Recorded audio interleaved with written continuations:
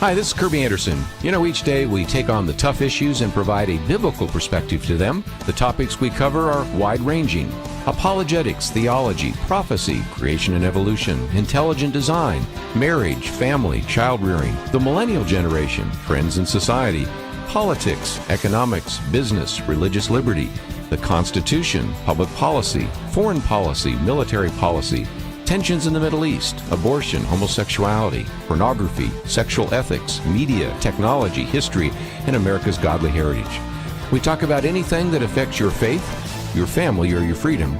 So don't go anywhere, because Point of View starts right now.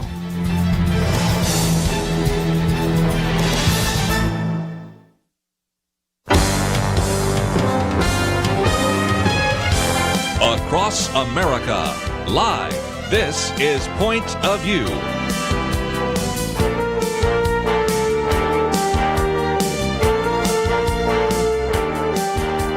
And now, your guest host for Point of View. Well, welcome to Point of View, the Millennial Roundtable. I am your host today, Chelsey Youman, and I'm so grateful for the opportunity to speak to you about all types of current events that we have. There's no shortage of issues to cover today.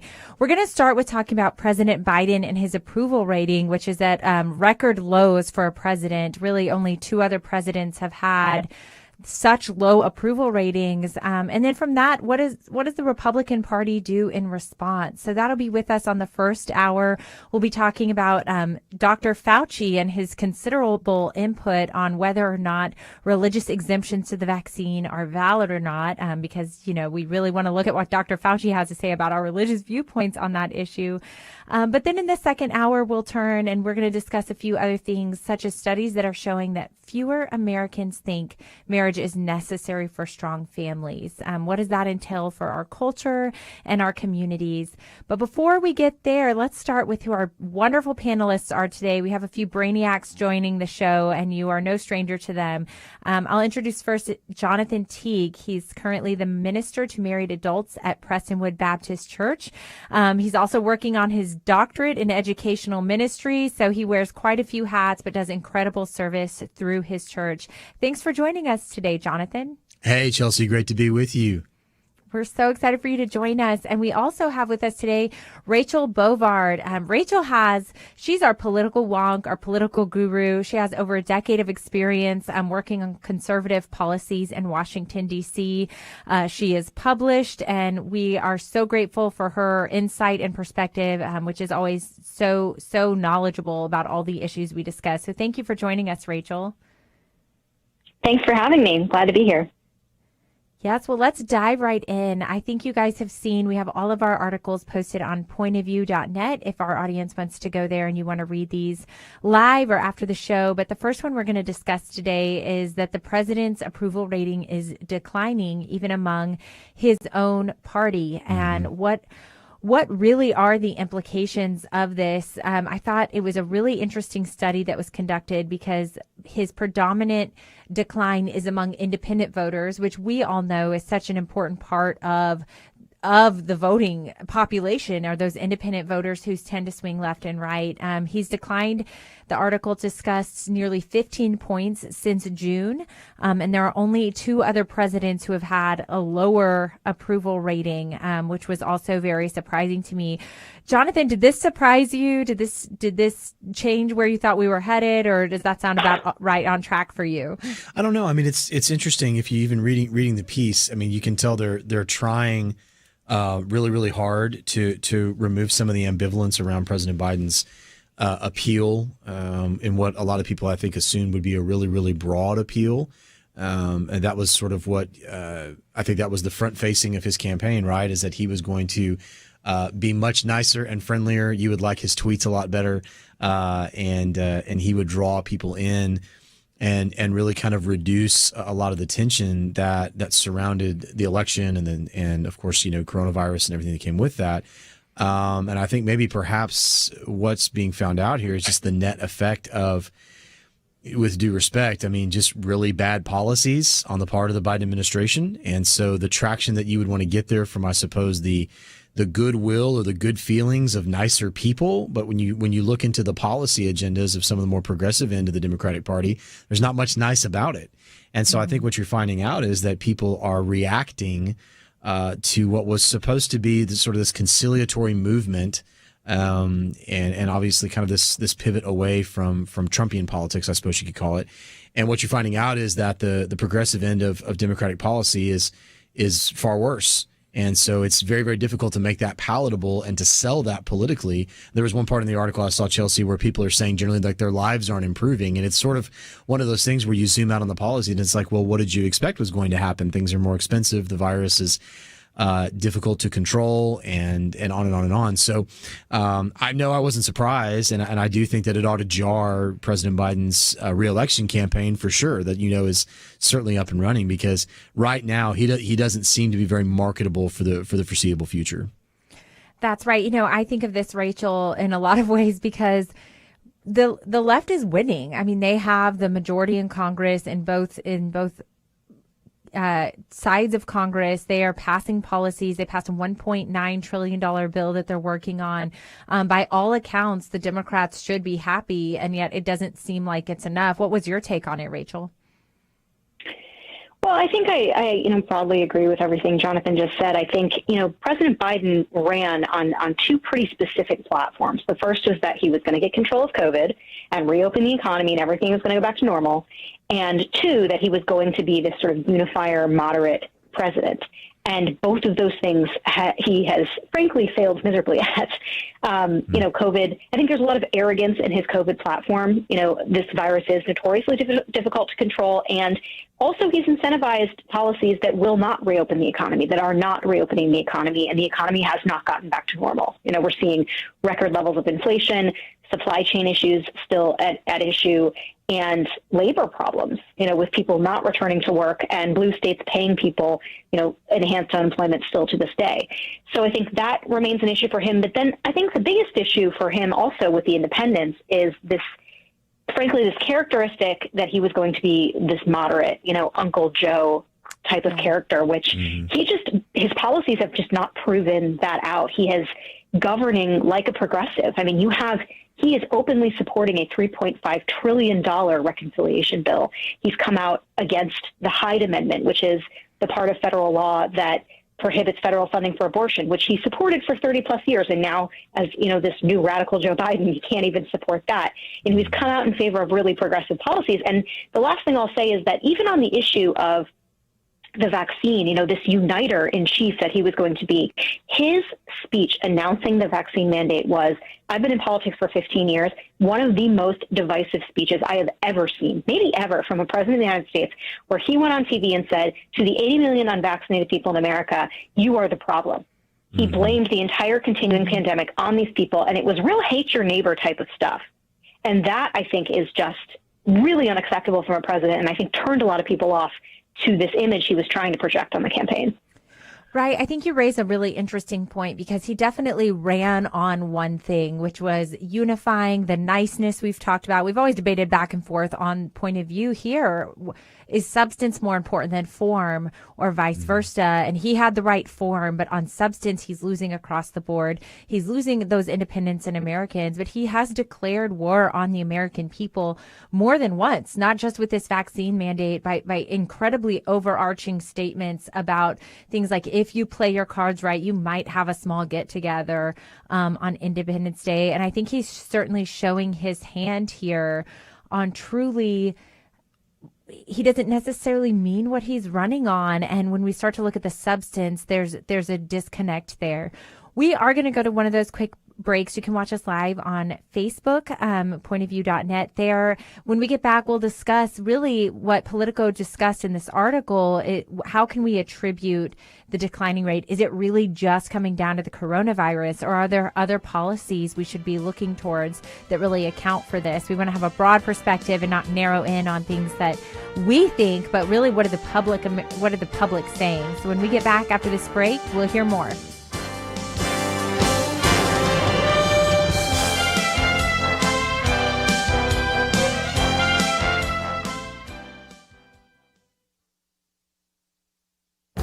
This is Viewpoints with Kirby Anderson. Imagine dropping your daughter off at a Christian college. You help her set up her dorm room, you give her a final hug goodbye, and then you learn that her roommate is a male. This is the scenario that attorney Julie Maureen Blake describes. She and other ADF attorneys are representing Missouri's College of the Ozarks. Their lawsuit is challenging the Biden administration rule that forces faith-based institutions to abandon their beliefs. Now, a little history is in order. The Fair Housing Act was implemented more than 50 years ago to prevent landlords from denying housing opportunities based on such immutable characteristics as race or sex. President Biden, though, signed an executive order this year to add sexual orientation and gender identity as new aspects of sex discrimination.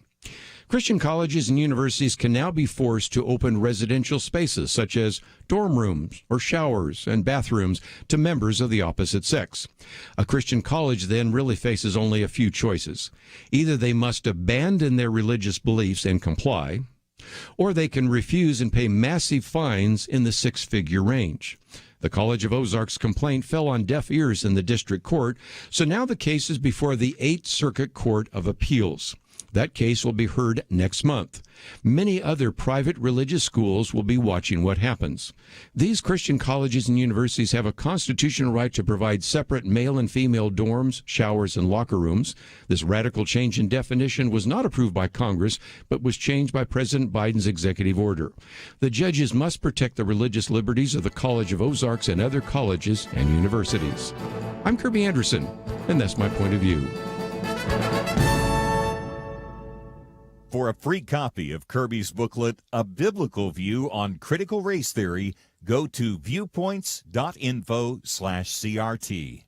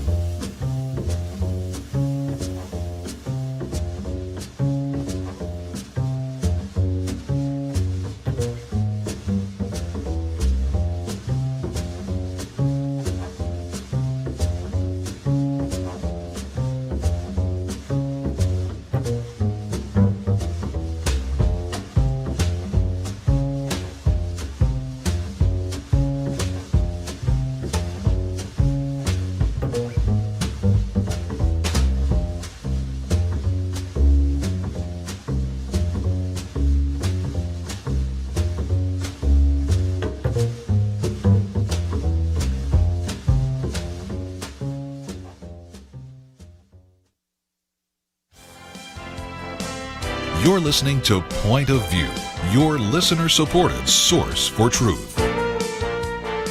Well, welcome back to Point of View, the Millennial Roundtable, where we're discussing President Biden's plummeting approval rating and a recent study that came out on Politico that discussed it's the lowest approval that a president has had. Really, there's only two other presidents who have seen such a low rate. And it's very disconcerting. But for me, what was interesting about this article is that it has declined 15 points since late June. Now, this is among Democrats, predominantly independent voters, and then, of course, Republicans who have major concerns about the way that he is substantively running our country. One thing I wanted to really hone in on here relating to this article is that most of the Democrat advisors who are analyzing this data and his approval rating really attribute it to a lack of the ability to get a hold of the coronavirus, which you and I all know it's a pandemic. There's only so much control that we're going to be able to have as a country over the coronavirus. And, I think it's maybe a misconception or a misstep on the part of the left to constantly attribute, the fact that they think they can control a pandemic, but secondarily that they attribute so much of his disapproval to COVID-19. Whereas I think a lot of what we've seen in this article, really people are want their lives to go back to normal. Things they're saying is that he seriously misstepped in Afghanistan. Afghanistan was a complete debacle.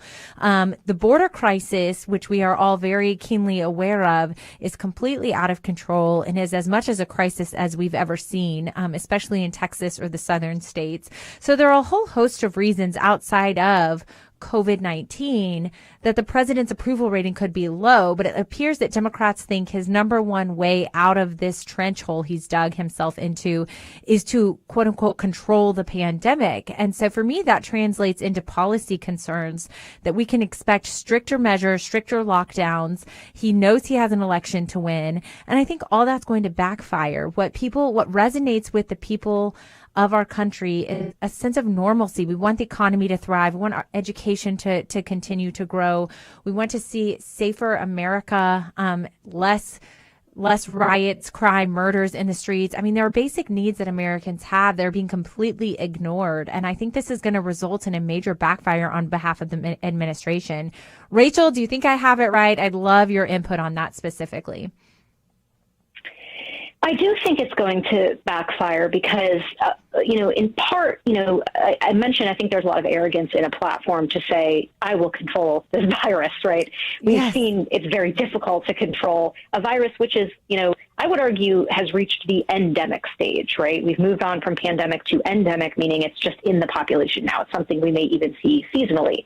And we have not learned to live with that virus. Instead of sort of, I think, preparing society for that reality, we're still living like somehow we can eradicate that, which I just don't think, if you talk to public health experts, is just not what it is. But more than that, I think there's also been a tremendous amount of goalpost shifting from the Biden administration on its COVID policies. You saw this big push for the vaccine, with the statement being, well, once everyone's vaccinated, once you're vaccinated, you can go back to normal. This is the ticket to freedom, to go back to pre-pandemic life.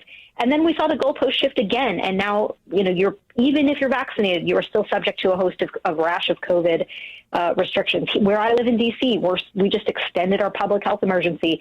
Our COVID case rate is 0.02%, not 2%. Wow.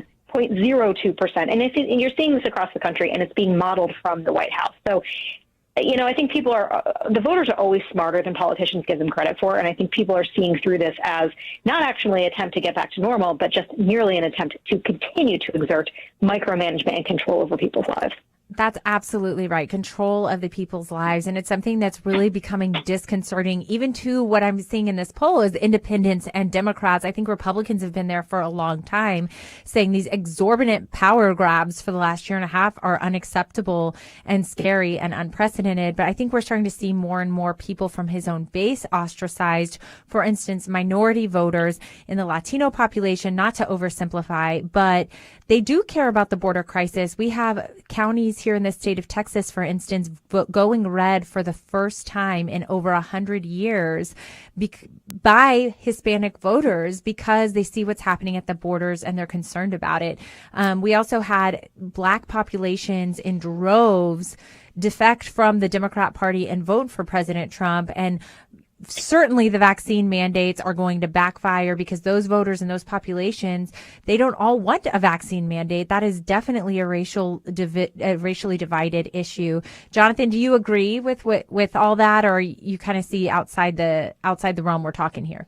Well, I think in some of all of this, Chelsey and Rachel kind of sort of alluded to this a little bit, is too, I think we need to utilize this season as an opportunity to sort of think through what is the function of government, what is the role of government. And so when you have internal polling that's geared towards trying to give context and understand why President Biden isn't having this presumed bounce back, that he would sort of skyrocket into a much more generalized popularity amongst a broader scope of voting blocks. Anyways, I think that I think really the issue and the impact is really diminished when you look at it in this regard. If it's just merely about the pandemic, then I think right off the bat, people around the president are already missing the larger problem and conversation that people are having. Of course, the pandemic is front and center for millions and millions and millions of Americans, people around the world. But that in many ways is one aspect of a larger systemic problem within, I think, progressive policy for Democrats. When you think about, the issues of where the economy is headed and its significant stall. And apparently, I guess we're going to get stuff out of the Port of LA today because, everybody finally decided it was a good idea to move trucks. I mean, like these things that seem to be much more intentional during President Trump's administration are these non-reflexive things that now the Democratic leadership is struggling with. You look, I think, too, if you look back at the scope of what they're discussing in the research, too, in the article, Chelsey, going back to June, let's not forget, too, the issues surrounding the Afghanistan withdrawal. And I think, again, really misreading the mood of the country and what that, not just the optics, but the realities of the net effect of all of that took place in our withdrawal from Afghanistan. And I frankly, on a pretty historic level, a real bungling of that process, and then all of the problems that have come out of the Joint Chiefs and everything going on there. So I think just to say, well, if we could just get a hold of the pandemic, man, I mean, everything would be up and to the right. I think that's actually a pretty reductive way of looking at it. And if you think that government's job is just to make stuff better, then it's a great time to be a really progressively minded Democrat, because the full court press is on. Rachel alluded to earlier the multi-trillion-dollar bills, not bill, but bills that are trying to circulate through the House of Representatives and be passed by, right now, a democratically controlled Congress. That mostly is centered around where does the government fit in the narrative of how our lives can or should be improved day to day. So if you live in that mindset, this is your moment. And I think there is building frustration in a much more progressive wing of the Democratic Party, because the moment's being wasted, and the traction that they thought that they would accumulate through this with President Biden at the helm just isn't happening. Well, and it's ironic because, as this article mentions and we've discussed here, their policies are moving forward. I mean, they're passing as much and as strong of things as possible, but it's not enough. And I think that indicates their narrow-mindedness is not directed in the right way. They need to look at a broader picture on the impact their policies are having on the American people. Will they do that? I don't know. But I do want to turn and say, what does this mean for the Republican Party and the GOP, who we all know has been largely divided over the last few years? President Trump was very divisive to the Republican Party, where there were your more traditional conservatives in the base. And there's an article that we have posted on pointofview.net that discuss, is a third party really what could cure what ails the GOP? And now, of course, I'm going to contest with that and say that I don't think that that's the answer. But how do we on the right here, we have a minute before our break, so Rachel, I'll kick it to you for a minute. Do you see any way that we can unify the right in light of everything that President Trump is misstepping with? Well, I think it's pretty clear that, we're at least unified against the left, which is, on this sort of full frontal, all-out assault, as Jonathan mentioned, which is really, they want to transform the relationship of the individual to the government from cradle to grave, right? And that's the stakes of what we're dealing with right now. So I think it's incumbent upon the right now to aggressively push back against that agenda. But I think going forward, I think you're absolutely right. The conservative movement, the Republican Party is still in flux. And their priorities are changing to reflect, I think, more needs of the country that they didn't acknowledge, I think, before President Trump's election. So I agree. I don't think third parties are at all effective in addressing these things. These have to be worked out within our institutional framework. And that is still an ongoing conversation. It absolutely is. I think that we've seen what we're having an identity crisis almost as a nation here. It isn't even just within the GOP. We are headed into very, very different directions, and we have a real decision point as a nation to make about what we want the future of our country to look like. Yes, even in a pandemic, in light of everything we've seen in the last year and a half. When we get back after this break, we'll continue the discussion on the future of the GOP, so don't go anywhere.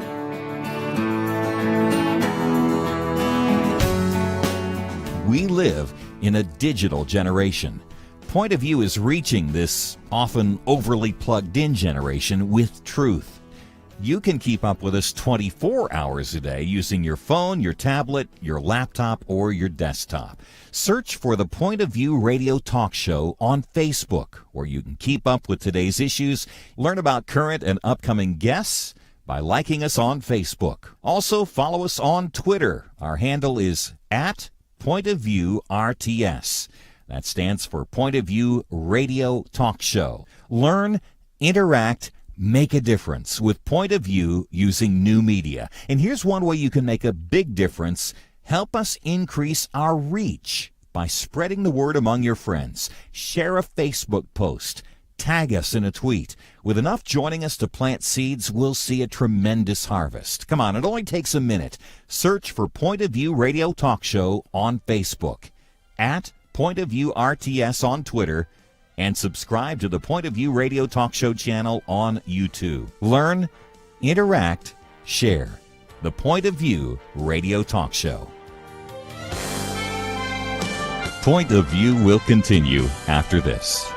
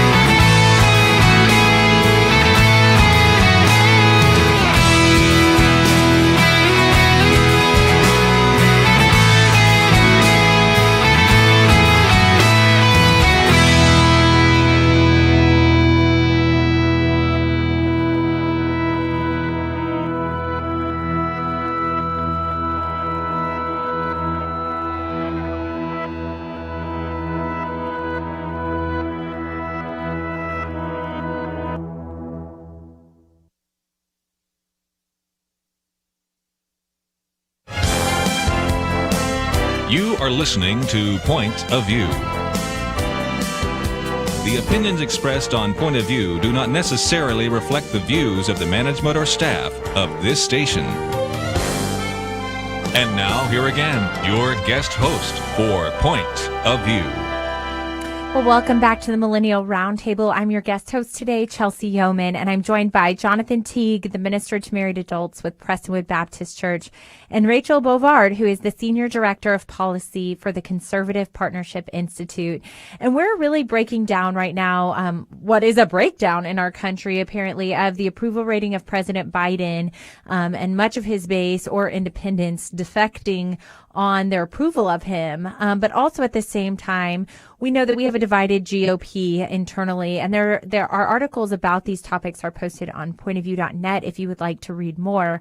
The first one I'll be talking about right now is this article on the Dispatch that said, really a third party could cure what ails the GOP. Now, I'm highly skeptical personally of this article because I think Democrats would love a split GOP vote, third party issues. I think it's one of the reasons that Trump lost the last round of elections is because of a divided GOP where many did not vote at all for the presidency or even voted Democrat. And so I'll just start by saying I'm skeptical that this is really some type of solution. The reason they're recommending the third party divide is to really flesh out the differences Republicans are having internally in the party, and really as a way to show that what this article calls essentially Trump psychophancy is just the dedication to Trump, no matter what he does, applying political pressure to that component of the Republican Party to essentially get in line with more conservative values.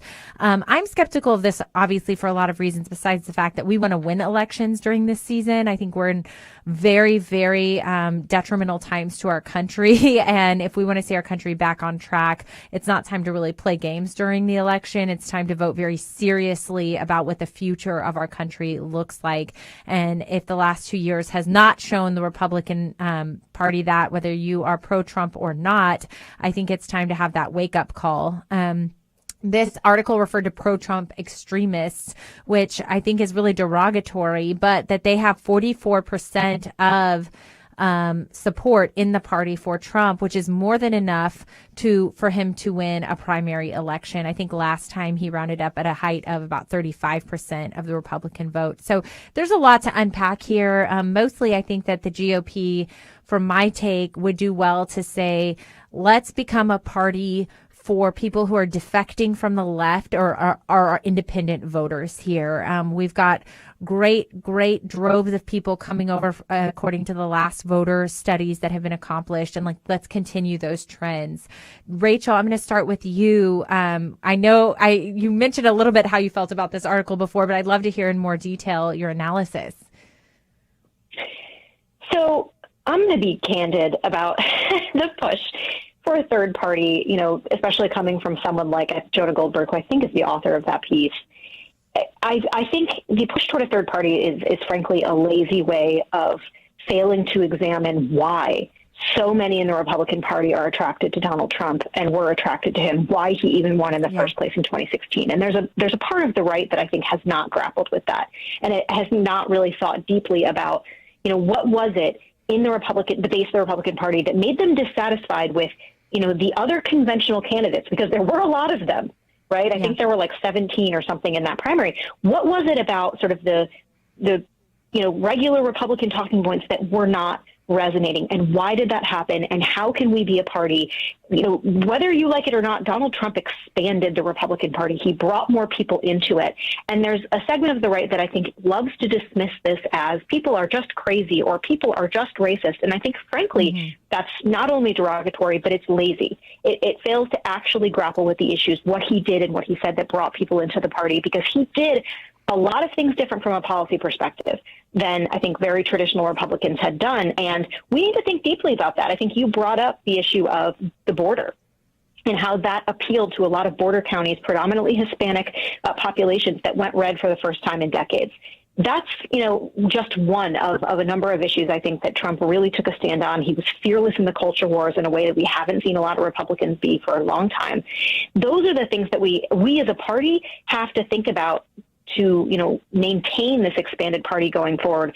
I think a third party would be very destructive, frankly, to the gains that we've made. So a lot more thought has to be given to this than I think simple explanations like a third party or everybody's racist, which is kind of what you hear from a certain segment of the Republican Party.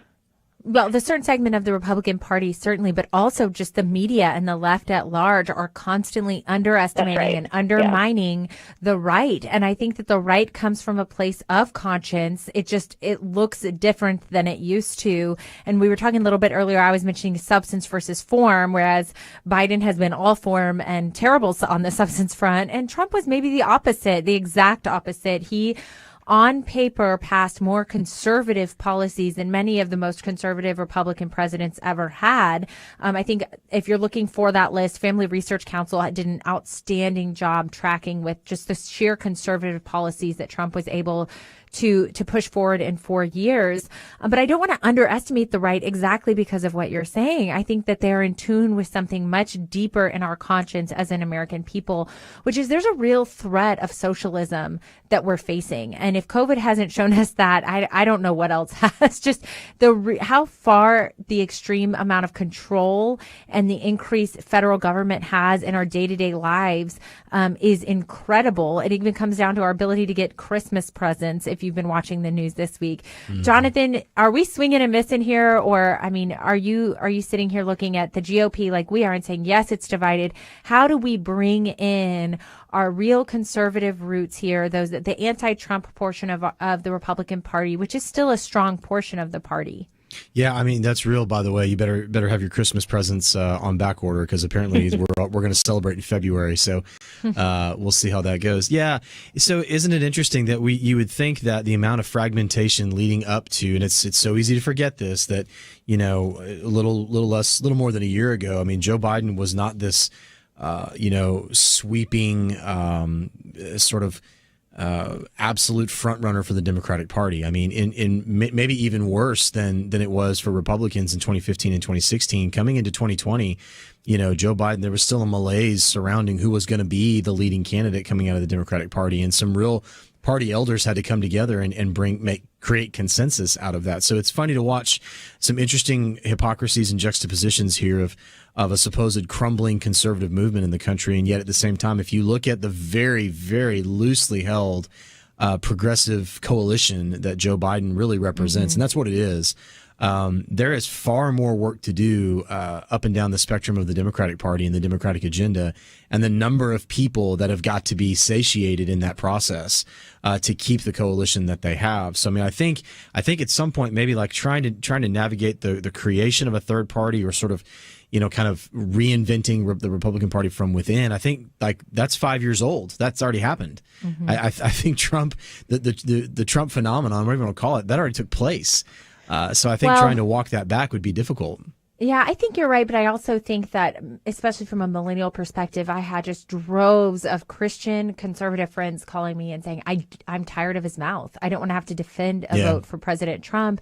And my hope would be that after the last 2 years of seeing what we've been seeing, we're going to sing a different tune if we're those individuals in the party who don't necessarily like Trump, but see how truly detrimental President Biden, how pro-abortion his administration is. I mean, you named the issue. He's as far left as he could be.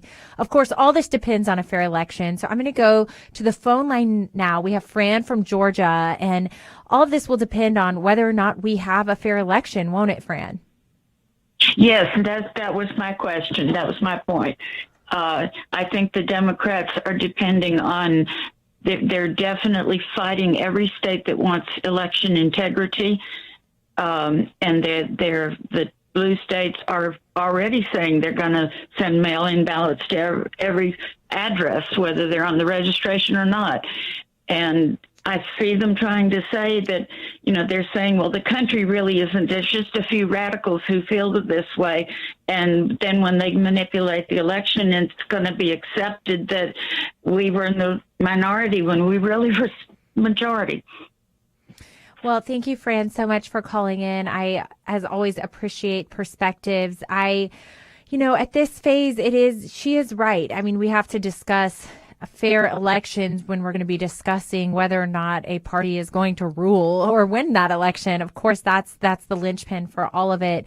And that's going to come down to your local state legislatures. I know we spend a lot of time talking about the federal government and what's going on the national or even international scale, but we can't have these fair elections without making sure that we're voting in people who are going to protect our ballot boxes at your state level. That's going to be your state secretary of state, typically in charge of the election.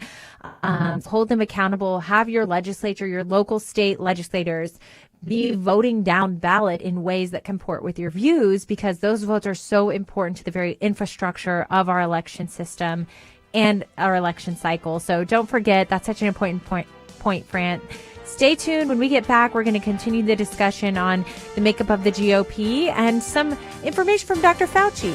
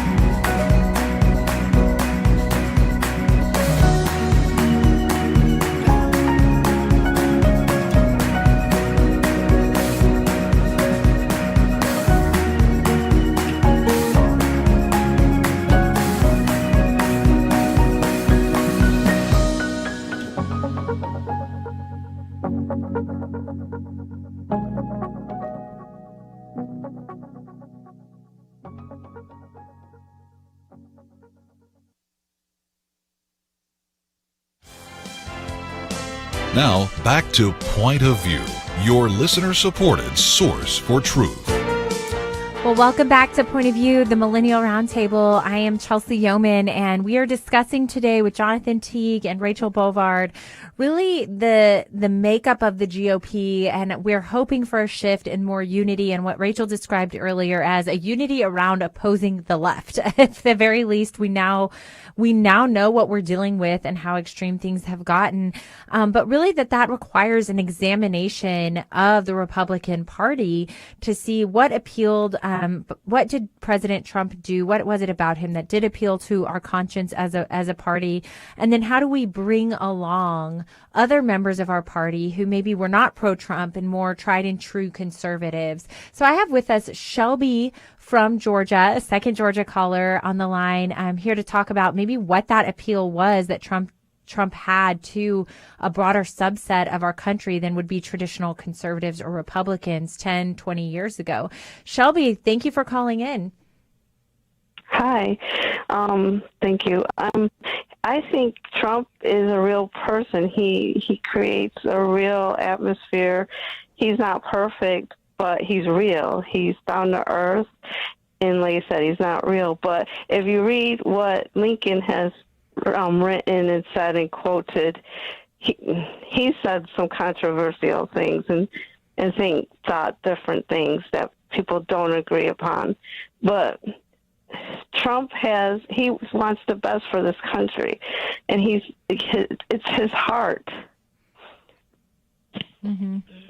I think you're right. I think it shows through, but it is also one of those things that we also saw him for 4 years act in everyone's best interest. And we are grateful for that, for the work that he did, but ultimately it wasn't enough to win that second election. So Rachel, I'll start with you. One, are there ways that we can build momentum as a party through the Biden administration's time? And two, do you think Trump makes a comeback? Is that in the party's best interest? So I want to first actually agree with what the caller said about Trump's authenticity. Mm-hmm. I really do think that quality set him apart in a town that is full of, very message tested, groomed, poll tested candidates. I think Trump was the opposite, right? He basically said what he thought at all times. And I think that disrupted a lot of people, but it also let them know, that he wasn't hiding the ball in any way. It's an open question, I think, whether or not he runs again. I think people close to him say he wants to, he may. And, the Republican Party has to deal with the fact that he is still the most popular politician in the party. And so if he runs, I think at this juncture anyway, I think he probably wins.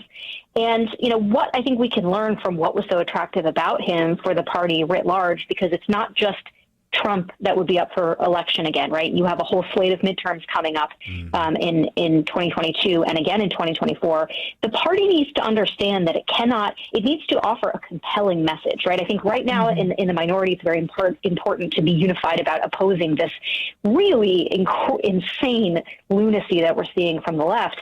But a lot of times that means putting forward your own agenda of what you would do when you take power. And I think Trump did this very well on a lot of cultural issues that historically the GOP has often shied away from. The GOP governs a lot economically, but Trump really waded into those culture wars. He was fearless on pro-life issues, put things in place that George Bush and Ronald Reagan couldn't even do at the federal level. And specifically, I'm talking about, research bans on aborted fetal tissue, getting Planned Parenthood to defund itself by, not taking Title X money due to the restrictions Trump placed on it. I mean, those were two major things. He was unafraid to step in and say, a boy can't become a girl, right? Find me a Republican politician that wants to deal with that issue head on today, and Trump did. And so I think his fearless embrace of those issues is something I think the party really needs to understand, especially when we're dealing with the stakes of what the left wants to do, which is really transform and reshape our culture and not leave you alone. They do not want you to have religious liberty. They do not want to have, you to make your own choices. And so we need politicians that are very ably to speak on these issues and legislate on them as well.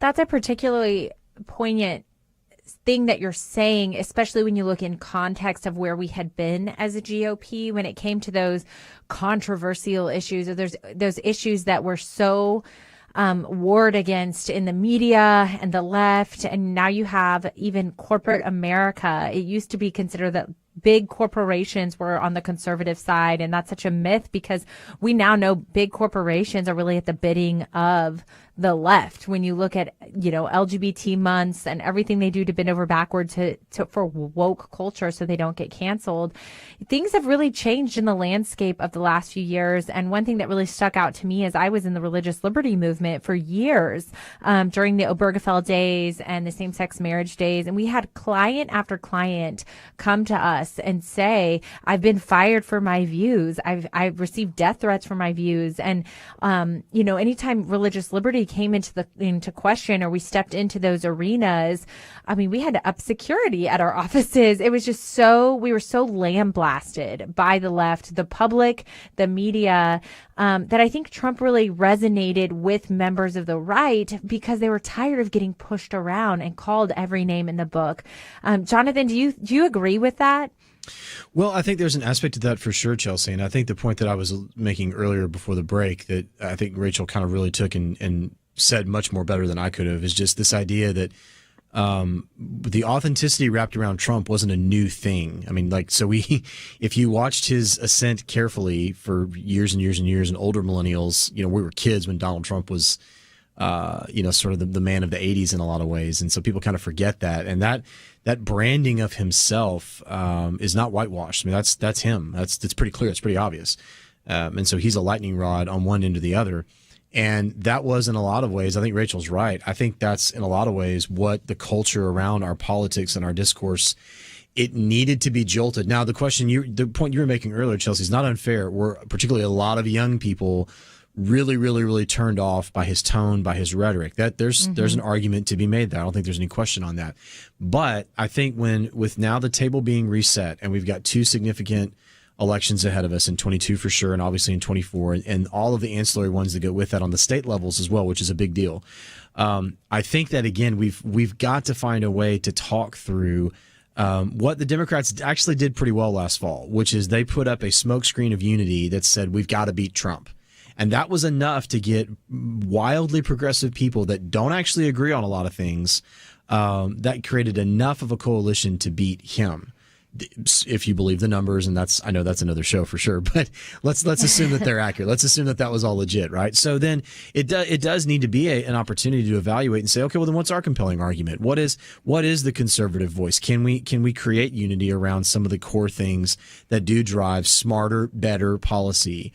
That enables better economic growth, personal freedom and liberty, the ability for school systems to figure things out in a pandemic and not be constantly, afraid of federal oversight or litigation, on and on and on and on.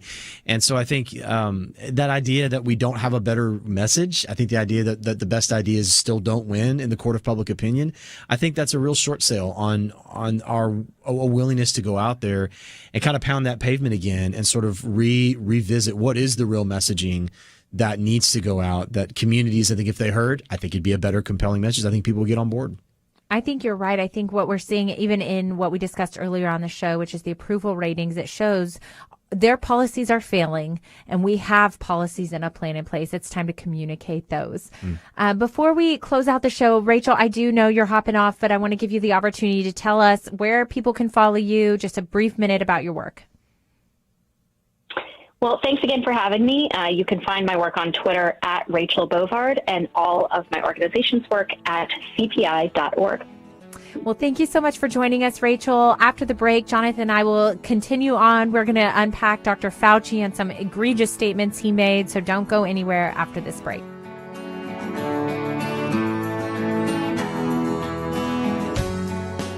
Supreme Court Justice Clarence Thomas recently said, "The Declaration of Independence has weathered every storm for 245 years. It birthed a great nation. It abolished the sin of slavery, and it endeavored to address its effects.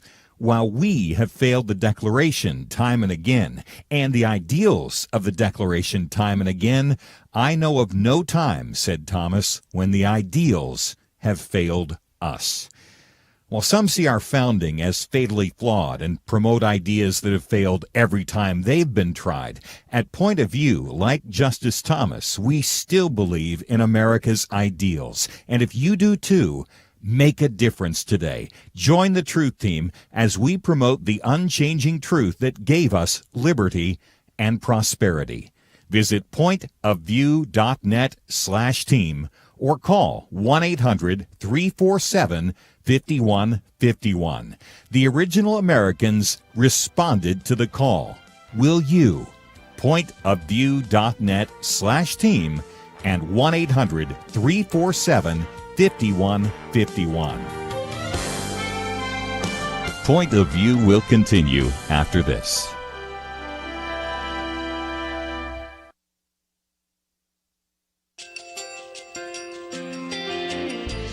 I just want to thank you so much for all the wonderful programming you have. You're just absolutely fantastic. I recently started listening to Point of View, and I really found it interesting because of the different subjects you cover. Thank you for that. I really appreciate everything that you do in keeping us informed. Thank you, Kirby, for everything that you have been doing. I appreciate all the work that you're doing, advocating for the Word of God. Thank you so much. Point of View, I think, is absolutely necessary because it's a Christian perspective, a biblical worldview perspective, and receive very current, up-to-date information about what is really going on, week to week. in our culture, which is changing so rapidly, and yet it's morally sliding backwards. Yeah, I'm just, first of all, I thank you guys. Y'all's program is wonderful, and enjoy it every day. I learn so much every time I listen to it. Point of View Radio Talk Show.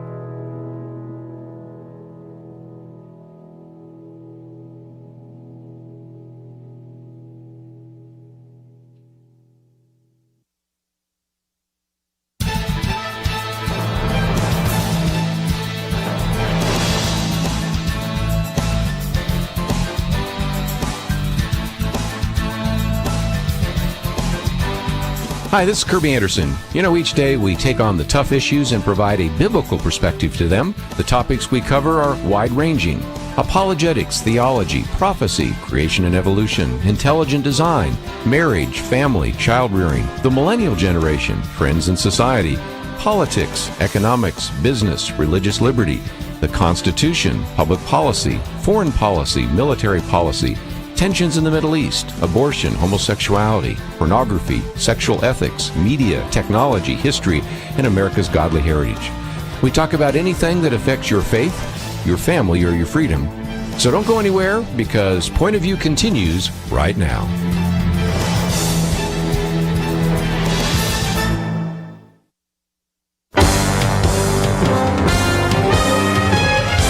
Across America, live. This is Point of View.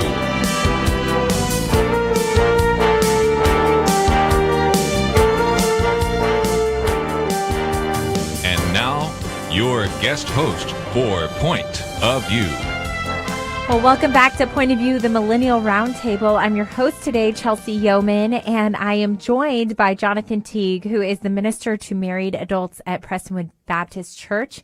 He also, I said this earlier, I said he was working on his doctorate, but he finished that doctorate and officially has his PhD in educational ministry. So welcome, Dr. Teague. Hi, Chelsey. Good to be with you.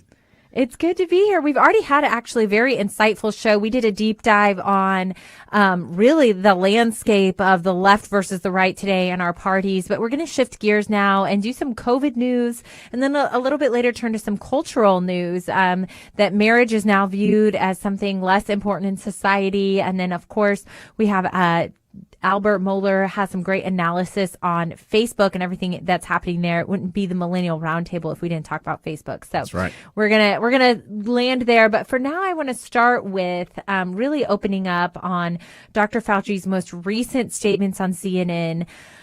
They really got me all riled up with my religious liberty background. So you guys are going to have to bear with me on this one. But everybody knows now about these vaccine mandates that are coming out. There are now mandates coming in for children ages 5 through 11. In the state of California, school-age children, there is a mandate for school-age children, and private schools are not exempt. And so this concept of mandates for the vaccine has really taken off. It's been really incredible, in my view, how quickly it's happened. You have Southwest Airlines canceling literally thousands of flights because pilots are refusing to get vaccinated and on strike. It's a lot to digest. And so one of the ways that people are avoiding these mandates is they understand that these vaccines are created from abortal fetal tissue lines. The research is there. A lot of vaccines are, by the way. So if you think this is exclusive to the COVID vaccine, you have to understand most real vaccines come from these aborted tissue lines. And because of that, a lot of people have a deeper understanding now in their conscience about they have a religious reason to not get this vaccine. And Dr. Fauci said on CNN this week that there are precious few religions that actually cannot get vaccinated, literally less than a handful. And then he went on to say it would be difficult to sort out who might be able to use that as an excuse.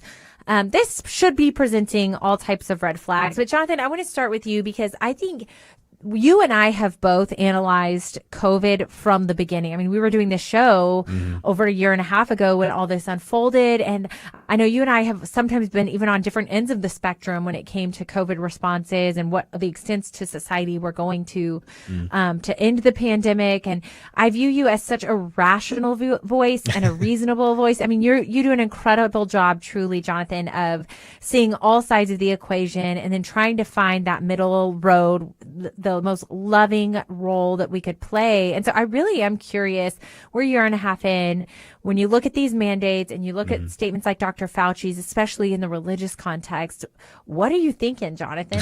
Where's your mind go? Yeah, I mean, I appreciate that because, I mean, it always does go to trying to figure out a way to, I think accommodation is kind of a trapdoor that I think a lot of people are attempting today. And I think what the COVID experience, Chelsey, in a lot of ways is teaching us is that there's just only so many things people will accommodate before they eventually start to go, I mean, every part of my life just is starting to feel controlled. But at the same time, I do think there is a neighborliness issue that that we had lost. And I think COVID revealed that. And I know we've talked about this before. How do we care for each other? What is the communal good versus the individual right? And that tension that exists within the American experience, I think is actually a great thing, because we can work that out in the public square. I think, we can lean into the whole idea of what our business is doing and all that. But for the comments relative to what Dr. Fauci says, number one, I'm least comfortable with Anthony Fauci diagnosing, or to use a theological term, exegeting people's religious beliefs. That's just, I've got no comfort at that whatsoever. And that's no disrespect to him or his background and his credentials, but with respect though to all of that, that's not relevant in terms of his voice, and then relative to where people want to be at that. And so when we start moving into the space, and I know you certainly would have a lot of expertise in breaking this down legally, but traditionally in the American experience, Christians, they are conscience-minded people. And so I was helping my 7th grader with homework the other night. It was the earliest Christians coming to America, and they were here for what? The ability to exercise religious liberty and freedom of conscience. And so I just, you asked my reaction. My initial reaction is I get very concerned at how pervasive government influence is moving. Starting with the comments President Biden made publicly several weeks ago about really that, and Rachel alluded to this, kind of that condemning of people that haven't yet gotten vaccinated, and it's your fault that this is happening, or hospitals. That is a really short-sighted message for the President of the United States to give to a nation that is still relatively divided on a number of issues. So my first reaction, Chelsey, is I don't like it, and I don't like the idea of Dr. Fauci stepping into that space, because the moment that the government's voice steps there, people's ability to express their personal freedom and their liberty of conscience begins to diminish by default. Yes, I think you're so right. And it's really hard to know where to draw those lines in the sand. Where's the line between we're going to accommodate public health and safety, and where's the line between that's an absolute slippery slope and just an opportune time for power grabs to occur, which is what we've been seeing. It's been evaluated this entire time, and these are difficult questions to grapple with. We're going to start broad here, and then I'm going to get in on the religious liberty stuff, especially in the next segment. But I grapple because, I just view government naturally with some skepticism. And I think it's from the nature of, I did religious liberty litigation where I sued the federal government and state government. It was my job to sue government officials for 5 years because we saw them constantly. It's like in their nature to grab power. You don't serve in government because you want to get rich. You serve in government because ultimately a lot of people love public service and want to make a difference and want to influence in the ways that they can. And that can be very venerable. But in opportune times, you get back to your Federalist Papers, which I'm sure we all remember from high school. But Hamilton they were famous for saying, look, where there is a power vacuum, the government will step into that space. And that's why we have checks and balances. That's why the Constitution allows for federalism. And this is a giant, terrible societal experiment of that and testing of that. And I think for me, we've also grappled with the issue of the role that fear plays into this in the human conscience. When humans are operating out of fear and they're reactive, they tend to allow those power vacuums to come into play. And now what you're seeing are statements like Dr. Fauci's, which should be incredibly disconcerting to you, that he's talking about parsing out your religious views as it pertains to a vaccine for your body. And the fact that we're even having this conversation, I think, is indicative. I don't want that to let this go. It's indicative of where we're headed, but also where we already are as a nation. And it should be a wake-up call for all of us. We can still figure out where those lines are for us and our personal consciences in terms of, do we vaccinate? How do we love our neighbors well? But in a broader context, we are on a trajectory that I'm very concerned about. So when we get back, we're going to unpack Fauci's statements a little bit more. What are your religious liberty rights, and how can you engage those during this time? So don't go anywhere.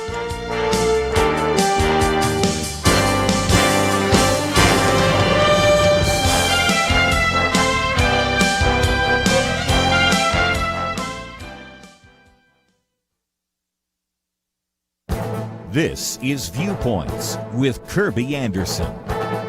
Imagine dropping your daughter off at a Christian college. You help her set up her dorm room, you give her a final hug goodbye, and then you learn that her roommate is a male. This is the scenario that attorney Julie Maureen Blake describes. She and other ADF attorneys are representing Missouri's College of the Ozarks. Their lawsuit is challenging the Biden administration rule that forces faith-based institutions to abandon their beliefs. Now, a little history is in order. The Fair Housing Act was implemented more than 50 years ago to prevent landlords from denying housing opportunities based on such immutable characteristics as race or sex. President Biden, though, signed an executive order this year to add sexual orientation and gender identity as new aspects of sex discrimination. Christian colleges and universities can now be forced to open residential spaces such as dorm rooms or showers and bathrooms to members of the opposite sex. A Christian college then really faces only a few choices. Either they must abandon their religious beliefs and comply, or they can refuse and pay massive fines in the six-figure range. The College of Ozarks complaint fell on deaf ears in the district court, so now the case is before the 8th Circuit Court of Appeals. That case will be heard next month. Many other private religious schools will be watching what happens. These Christian colleges and universities have a constitutional right to provide separate male and female dorms, showers, and locker rooms. This radical change in definition was not approved by Congress, but was changed by President Biden's executive order. The judges must protect the religious liberties of the College of Ozarks and other colleges and universities. I'm Kirby Anderson, and that's my point of view. For a free copy of Kirby's booklet, A Biblical View on Critical Race Theory, go to viewpoints.info/CRT.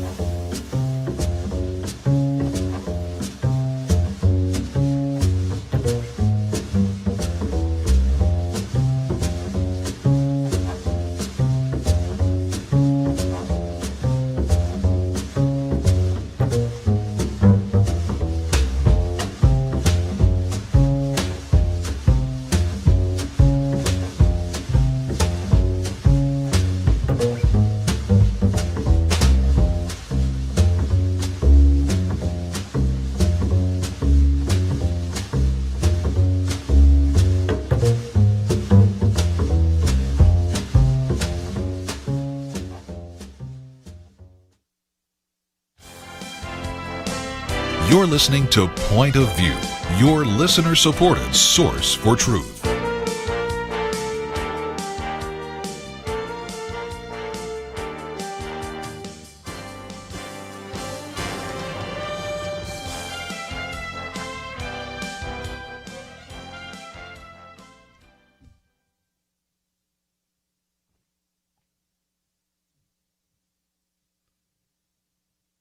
Delve into your religious liberty exemptions to a vaccine mandate or not. And we talked about on a broader scale where this really shows that we are as a country, that statements like this being made at all are indicative of a bigger issue, which is how much the people in power view that they have a say in your life. But beyond the vaccine mandates, he specifically said there are precious few religions that say you cannot get vaccinated. I mean, literally less than a handful.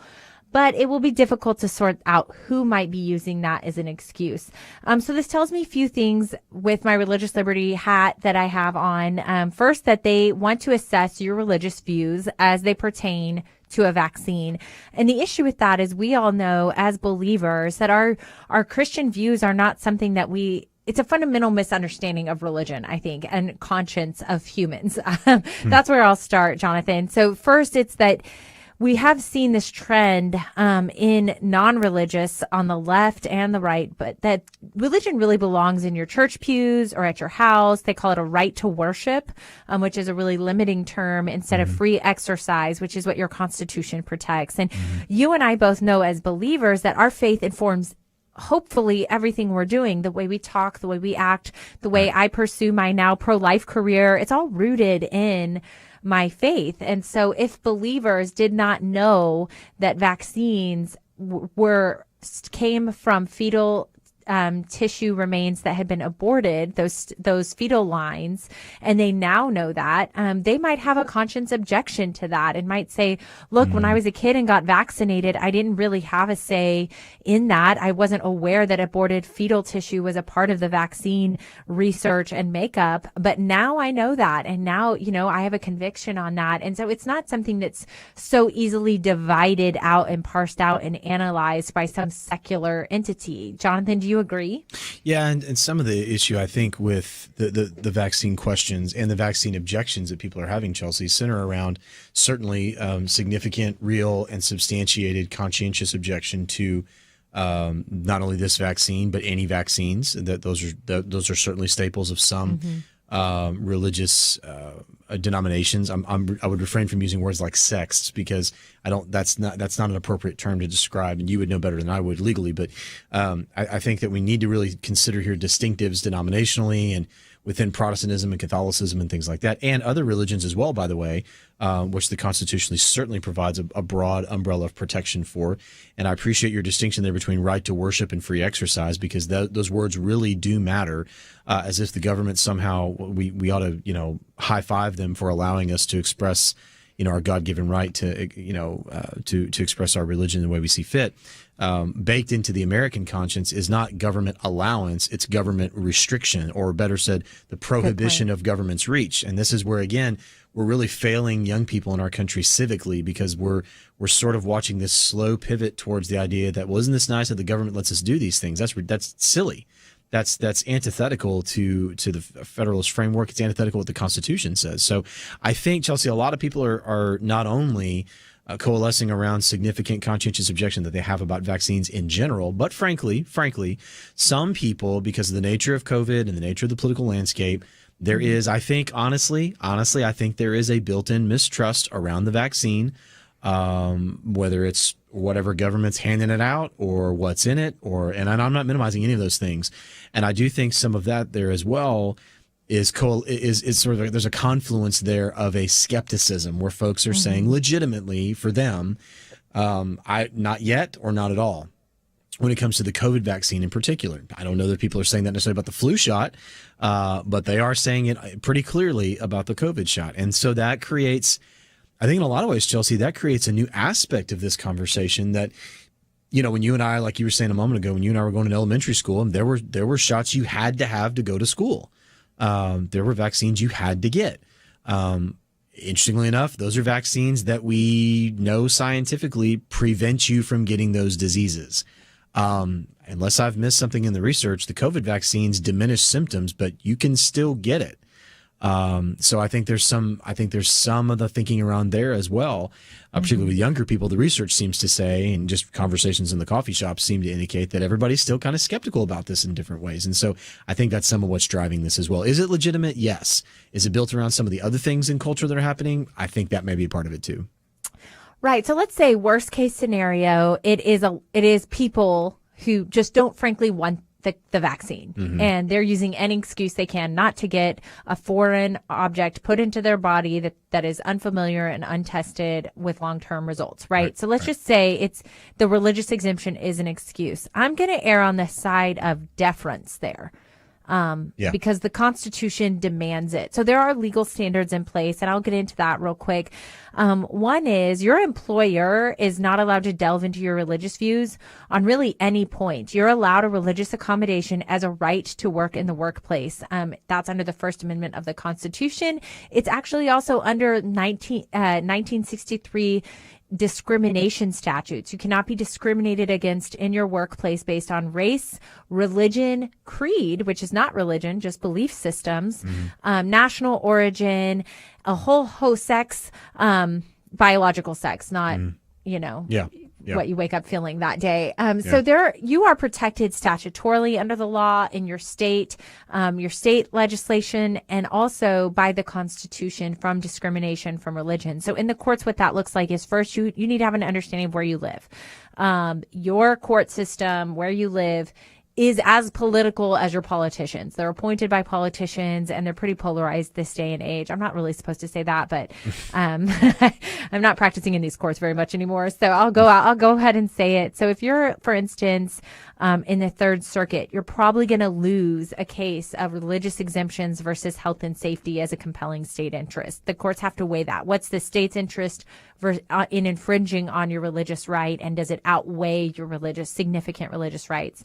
And if you're in the Fifth Circuit or the Ninth Circuit now, you're probably going to be more protected. But my point in all of this would be know your rights. You can go to firstliberty.org or ADF and their website, adf.org. And just see what kind of toolkits they have available for you to seek a religious accommodation. You should have a sincere religious belief if you're going to seek a religious accommodation. And so I'll start there.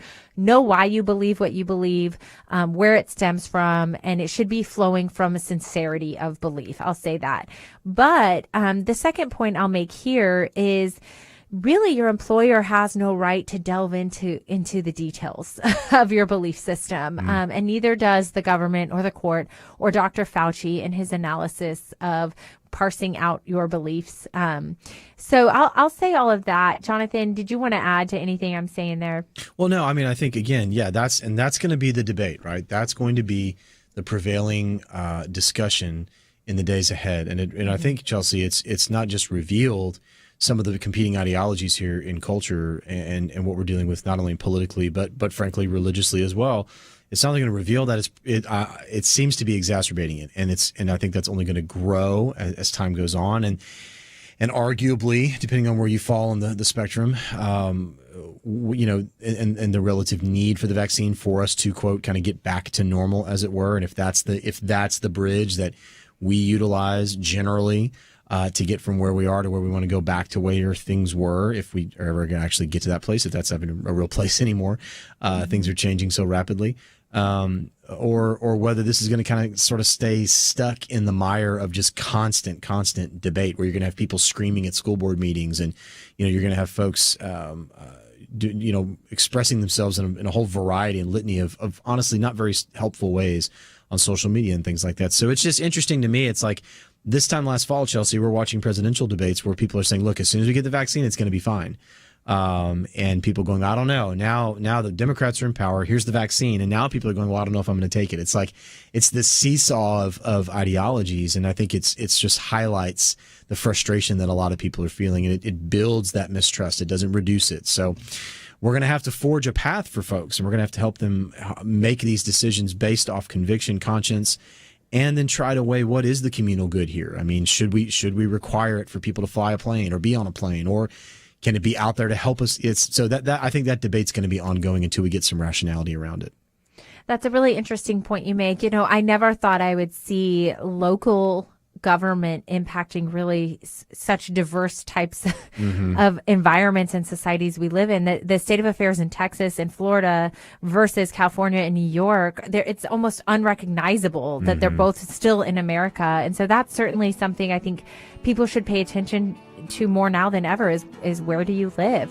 We're going to go to one of those quick breaks, but you can read all of these articles and more on pointofview.net, and we'll be back in just a minute.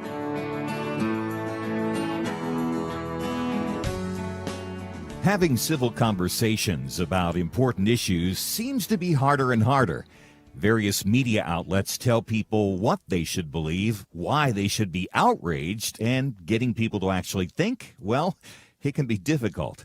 Whether it's the gospel, tax issues, social policy, or just about anything else, you need to have solid information and clear thinking to address the hard issues. You need God's truth applied. And that's what you get in less than 2 minutes with Point of View's Viewpoints Commentary, a daily resource to help you be informed and think through the things we need to be talking about. It is free and will arrive in your inbox each day when you visit pointofview.net/signup. Sometimes we know we should say something, but we're silent because we're not quite sure what to say. Viewpoints Commentary can help you break the silence and change the narrative. It can make you a more equipped agent for truth. Get your free subscription to the Viewpoints commentary at pointofview.net/signup. Pointofview.net/signup. Point of View will continue after this.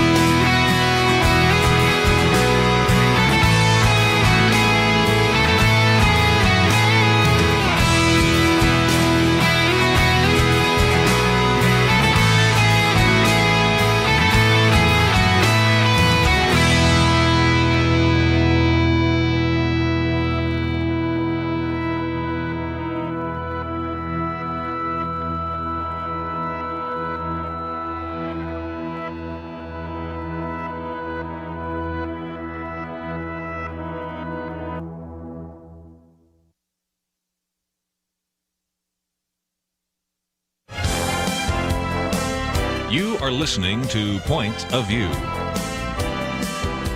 The opinions expressed on Point of View do not necessarily reflect the views of the management or staff of this station. And now, here again, your guest host for Point of View.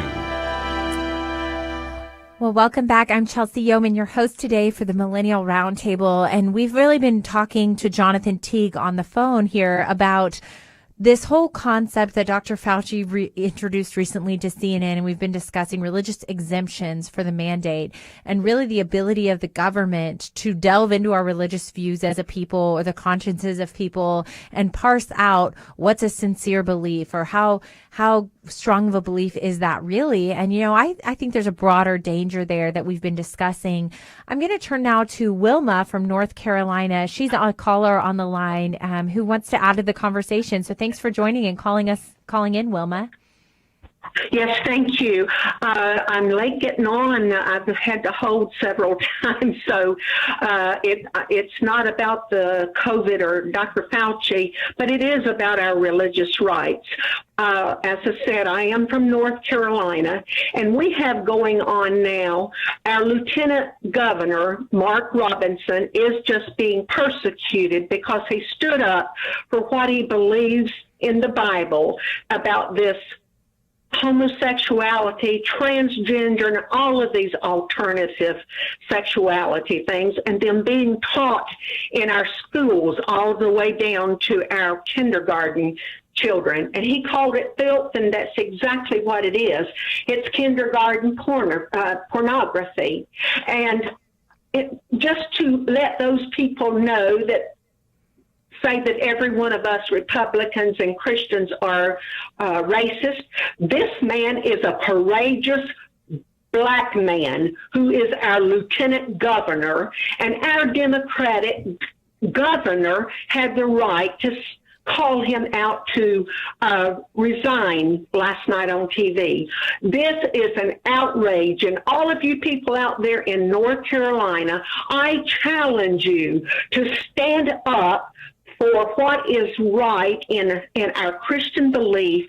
Back Lieutenant Governor Robinson with all your might, and do not let these liberals get away with this. Well, thank you so much, Wilma, for calling and drawing our attention to that. I was not aware of that, but I think you raise an interesting point, and it's one that we just really see echoing across our entire country right now. It's so evident that just the Christian worldview and the Christian beliefs are no longer mainstream. We're no longer necessarily a Christian union. I think that's something we see constantly, Jonathan, and I know you're in ministry. Does that resonate with you?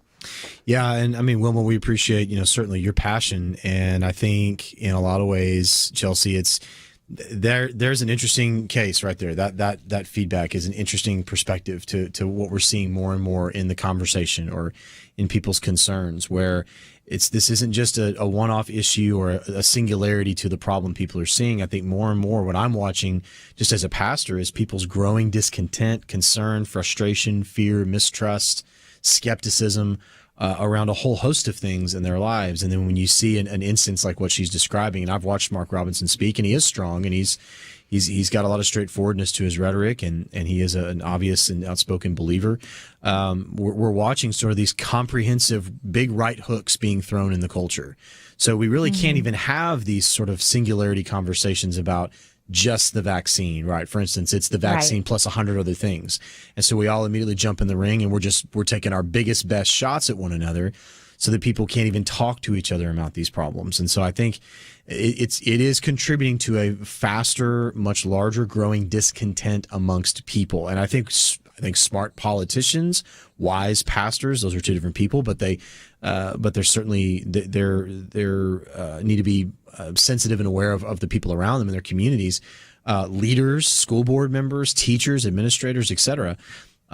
Need to get a sense of this. They need to understand people's frustration, and they need to be honest about it. Going back to what we talked about earlier, Chelsey, with President Biden's ever dropping approval ratings and sort of this shock in the inner circles around him of where could that possibly be coming from. I think again it's just a misread of the national mood here in a lot of ways, where people just aren't getting along. And that seems like a very reductive way of saying it, but there's something to it. And I think as a result, because we don't get along about one thing, we don't get along about 50 things.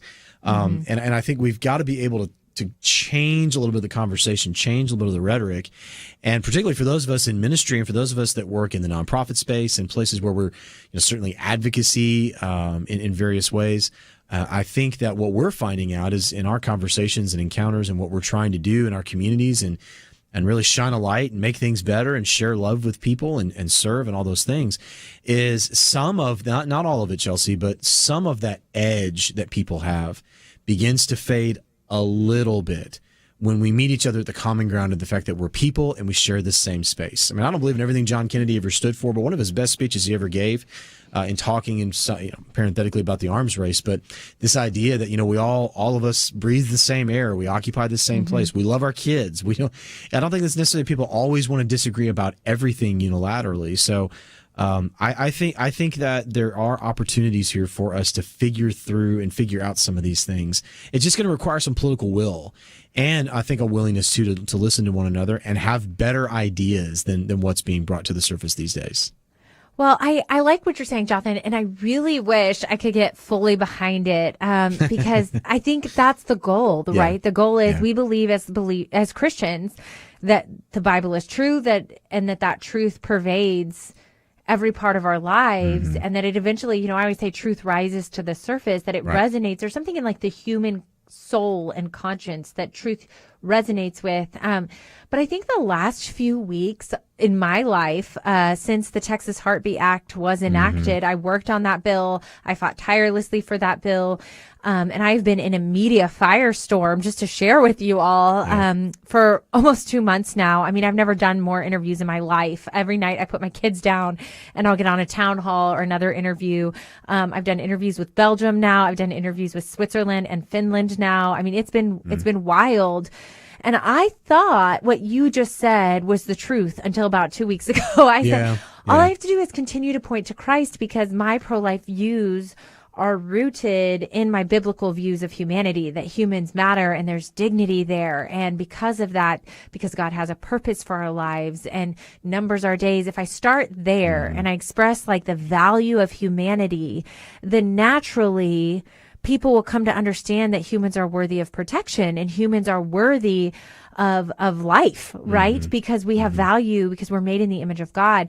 And the more that I talked in these interviews with people who do not believe those things, the more I came to the understanding it's not that they don't know that the life in the womb is a life. They know it's a life and they know it's a human. They don't care. And I think that that's been really hard for me to grapple with personally in the last few months. Just this understanding, I kept thinking like maybe they just don't really, there's a block there mentally. And we've got this Newsweek article by Benjamin Watson, which I want to draw everyone's attention to. And, he talks about the reality of abortion, that it enables abusive men. And he uses an example from Uma Thurman, who used her publication as a way to advocate for abortion. And this is a great example of what you and I are talking about, Jonathan. She is saying, well, I had an older man take advantage of me. I became pregnant and my father pressured me into having an abortion. And she's using that as an example of why abortion matters in society. And we're taking this as Christians and looking at it from a completely different viewpoint and saying, no, that's an example of why society has failed women, where men should come in and protect women and love women and care for women and not abuse them, take advantage of them, and then leave them out to dry.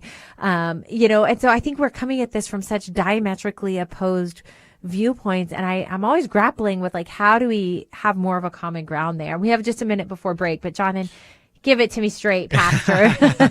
Well, but see, like, for instance, that's a great example. Uma Thurman's comments, right? That story is tragic. I mean, when you read it, it's terrible. And rightly so, as Christians, we ought to read that and say that guy that did that to you, that's condemnable. And the framework around you, the context around you didn't support you very well. The issue, though, Chelsey, that I think is happening very quickly is because there's so many anecdotal instances, and I don't want to diminish her story at all. I want to be clear when I say this.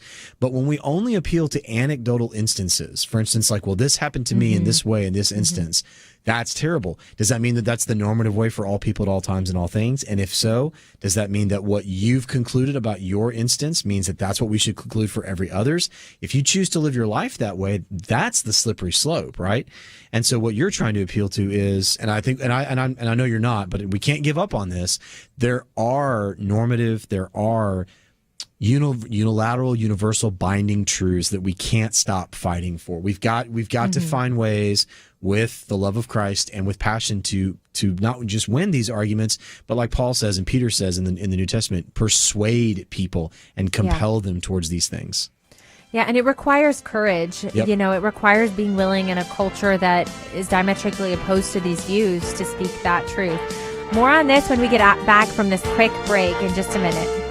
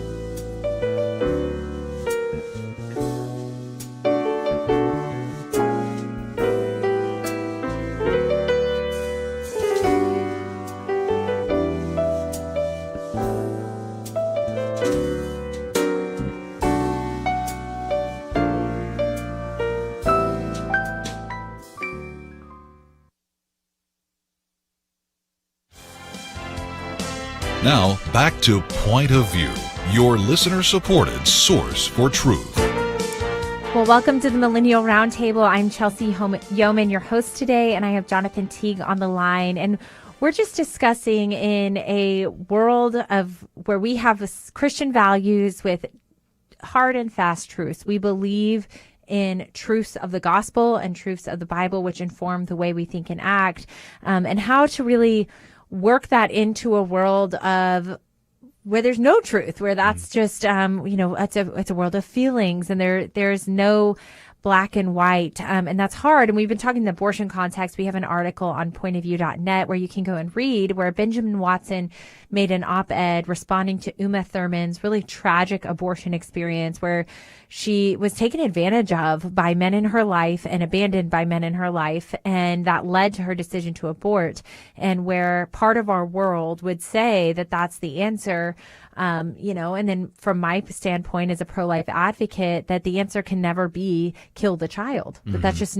That's just never, ever in any circumstance, the right moral answer. And that's that's a hard truth for some people. And another example I want to talk about today, Jonathan, is just this on this article we also have on the website that fewer Americans think marriage is needed to create strong families. A new poll suggests.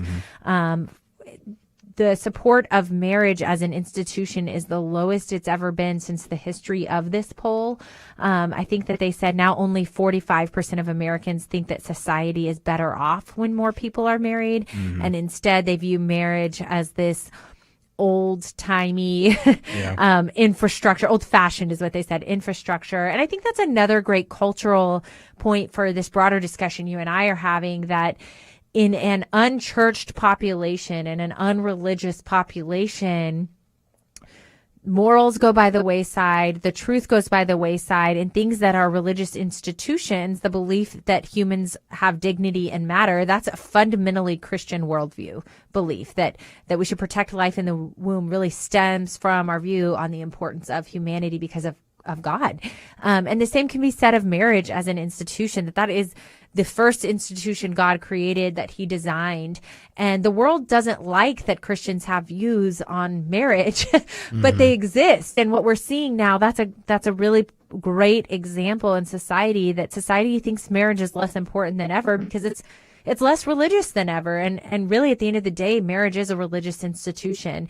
Did you come to that same conclusion when you read this article, Jonathan? Yeah, I'm familiar with this research as well from Pew, even going back to 2019 and arguably, and I actually quoted one of these surveys, Chelsey, in my doctoral writing, because the Pew data particularly that really points to the broader problem within the trend that's revealed is the number of actual married adults, which towards the end of the piece they're down from 53% in 2019, or to 53 rather percent in 2019, down from 64% of adults being reported married in 1990. And what does that mean when you have a significant statistical net drop in the number of people involved in anything? That's worth our attention.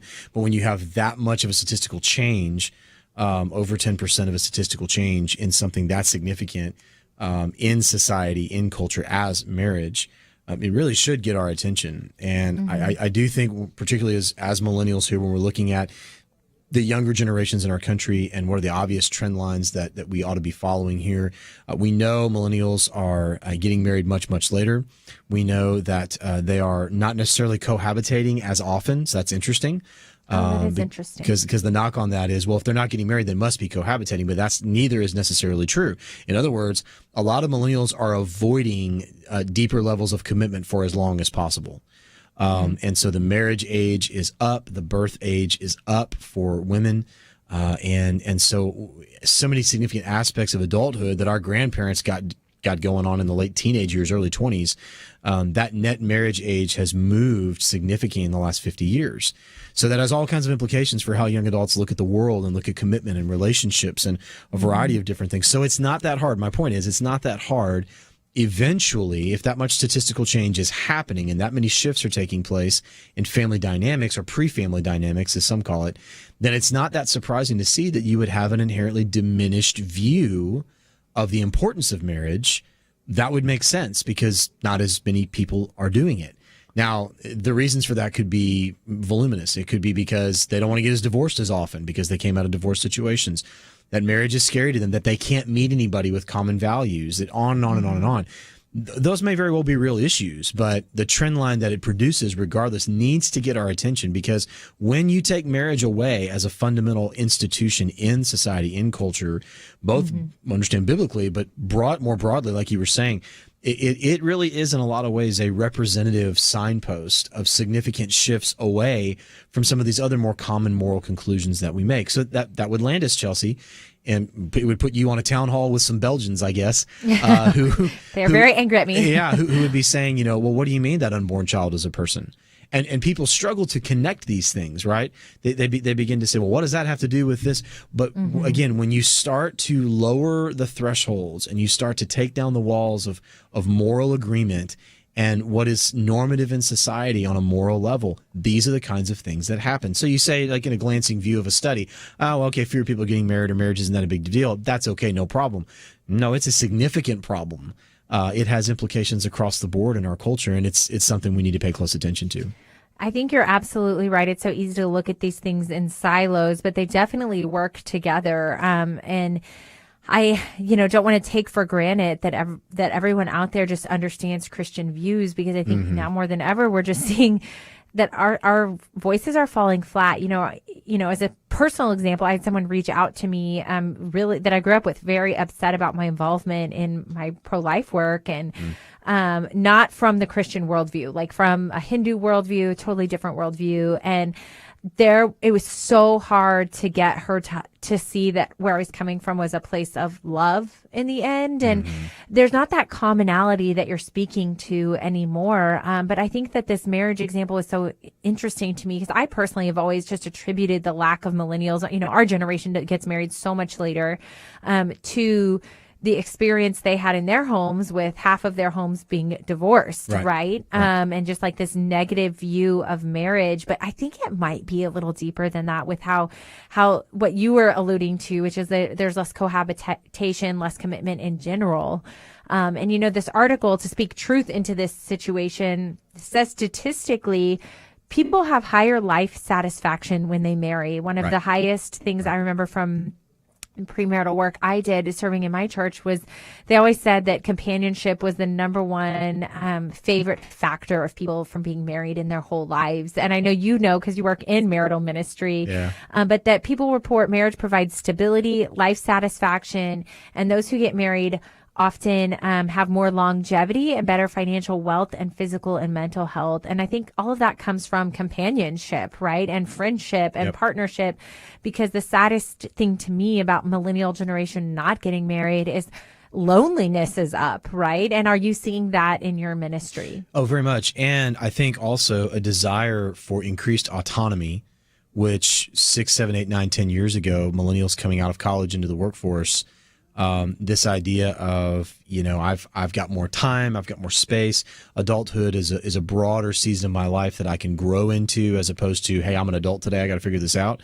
I think all of those narratives and we shouldn't just sort of nod at those and look away. Those are real philosophies and lines of thought that have really started to permeate for a lot of young adults. And now, as millennials are aging into their 40s, believe it or not, these are problems that we're continuing to see. These ideas of isolation, loneliness. We were built for community, Chelsey. The Scripture says this very clearly, and that's clearly God's plan for our life, to be together, to have friendship and togetherness and relationship. Well, Jonathan, thank you so much. As always, I just appreciate your perspective. I'm Chelsey Youman. Thank you for listening to us today, and it's been a great show. Go ahead and like us, follow us on Facebook, and hopefully we'll see you next time. Supreme Court Justice Clarence Thomas recently said, "The Declaration of Independence has weathered every storm for 245 years. It birthed a great nation. It abolished the sin of slavery, and it endeavored to address its effects. While we have failed the Declaration time and again, and the ideals of the Declaration time and again, I know of no time," said Thomas, "when the ideals have failed us." While some see our founding as fatally flawed and promote ideas that have failed every time they've been tried, at Point of View, like Justice Thomas, we still believe in America's ideals. And if you do too, make a difference today. Join the Truth Team as we promote the unchanging truth that gave us liberty and prosperity. Visit pointofview.net/team or call 1-800-347-5151.